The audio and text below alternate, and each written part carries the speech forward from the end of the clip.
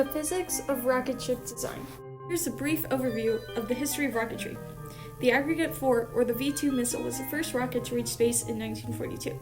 In 1957, the USSR creates the Vostok rocket, which launches the first satellite Sputnik into space.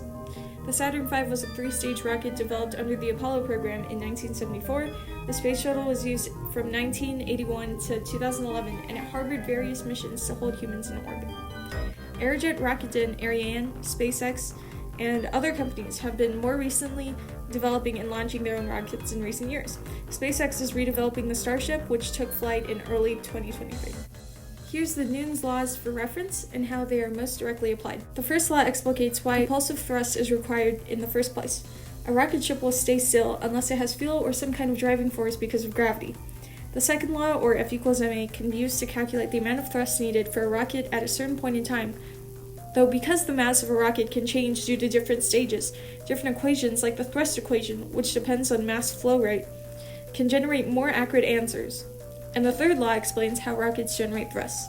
The hot gases that are forced out of the rocket's combustion chamber produce thrust as an opposite reaction.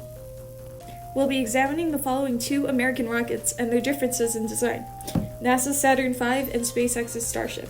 Starting off with the Saturn V, it has a three-stage design. The first stage, also known as the SIC, had a max thrust of 34,000 kilonewtons, 5 rocket engines, and it lifted the whole rocket off the ground.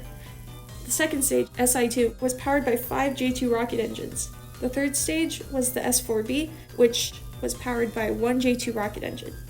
The Saturn V uses liquid oxygen and kerosene fuel. The Starship has a two-stage design.